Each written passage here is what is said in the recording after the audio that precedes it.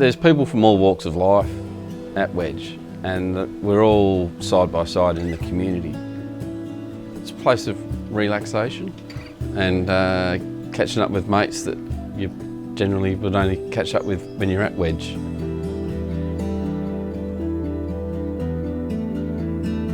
And it doesn't matter whether you're rich, you're poor, in between, or however it is, you just all become one happy family.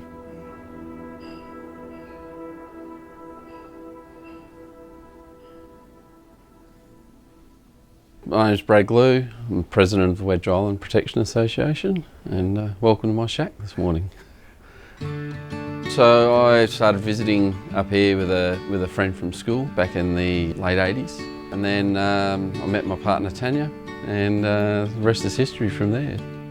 The community really bands together up here and helps everybody out and makes you feel welcome. You know, these beaches here are probably some of the nicest beaches that are going around in WA. The pristine waters out there of the Jurien Bay Marine Park are pretty good. There's really good fishing out there. You know, there's the challenge of getting the boat on and off the beach, so there's no boat ramps or anything like that around. So that all adds a part of the adventure depending on how big the swell is on the day. There's a strong heritage connection with Wedge and the people associated with Wedge, both tangible and intangible products in regards to that. So we have Ashley Built Heritage, Jeff Ashley. He's done a number of heritage studies and reports and its rarity, given that Wedge Island is the largest informal shack community in Australia.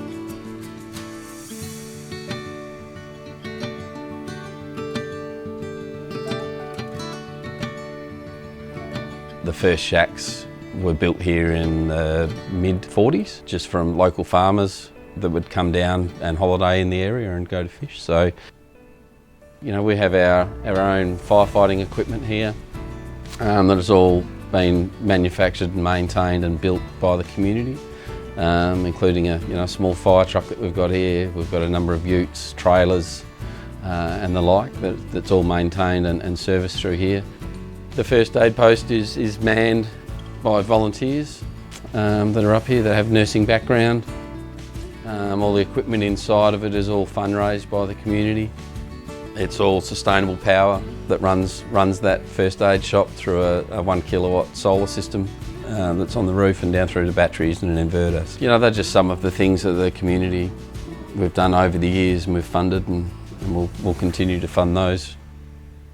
Yeah, I don't know. There's plenty of characters around. Don't you worry about that.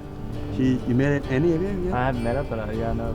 Well, I was just there this morning. I've got a lawnmower and fixed it up for her because, 86.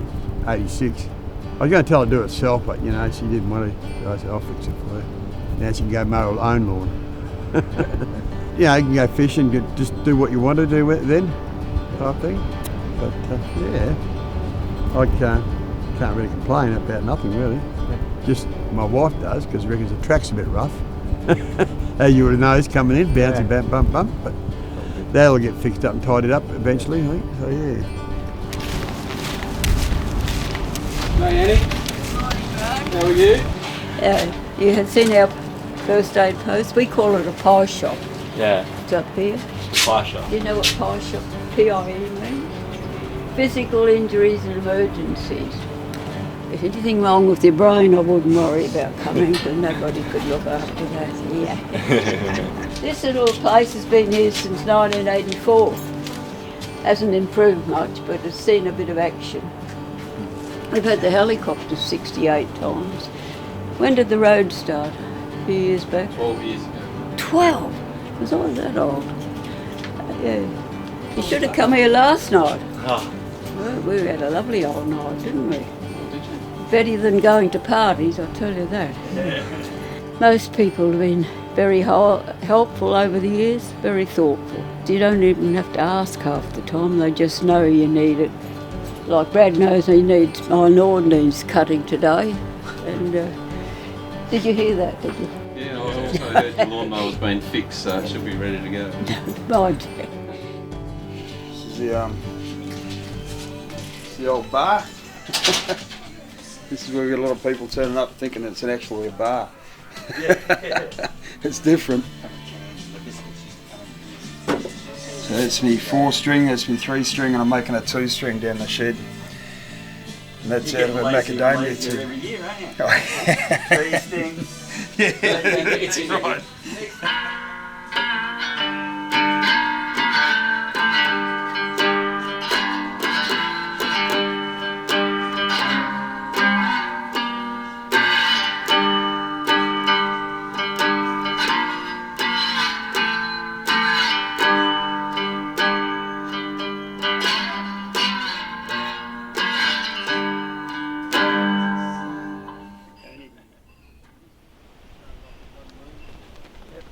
Yes, it's we're in severe straits now, I think. Well, I know, but we'll see.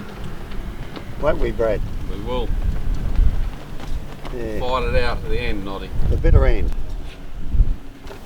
No, somebody asked me today, are you getting out, because there's blow coming. I said, where will I go? I've got nowhere to go.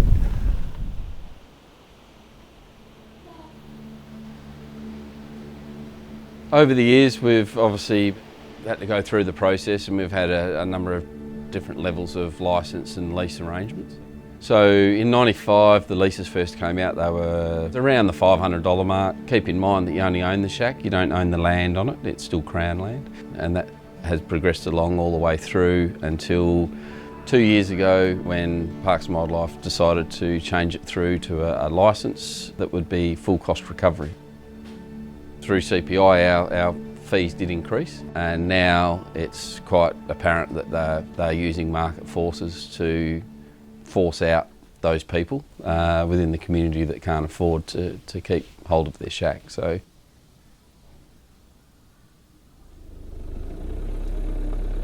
given that we had a 51% increase and then another 38% increase this year, and as you can see, if you go around the settlement, there's not one piece of public infrastructure.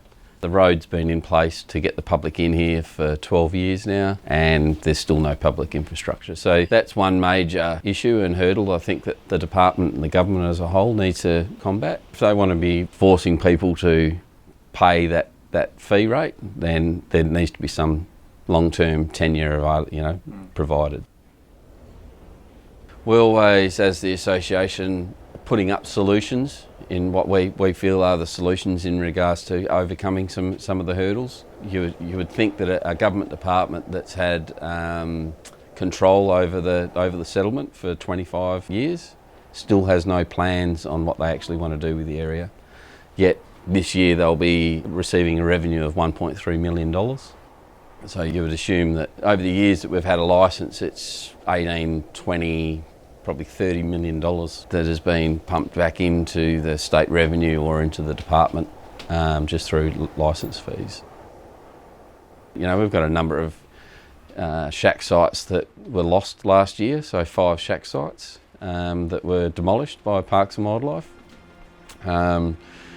And it would be quite easy for them to be able to make them available to the general public to even pull up a camper or a tent or something like that. But it just seems it's too hard, or they don't want to do it, so which is quite disappointing. The ministers, yeah, look, I'd like to see them come to the table and have a talk with us. We do have a new minister that's been appointed due to the election. The previous minister didn't want to speak to us because they'd already been given the opinion by the department that we were hard to get along with, argumentative. All we're trying to do is put a solution forward for our community and for the rest of Western Australians to be able to enjoy the wedge lifestyle, so without it all being taken away. The future, I think, for all West Australians would be able to continue to have access to this unique place. It'd be a damn shame to see it all disappear and slowly be eroded by the rules that have been put in place, or the no commitment that's being put in place by the government or the department. I think that would be a shame, because once history's gone, it's gone. You can't get it back.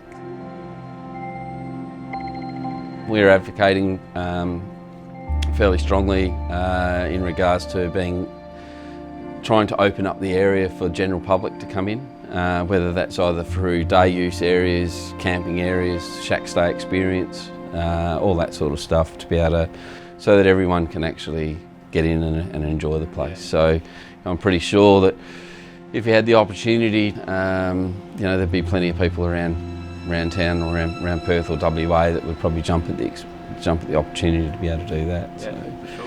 I think that would be the ultimate game, to be able to, for our long-term tenure, and allow the public access into the area.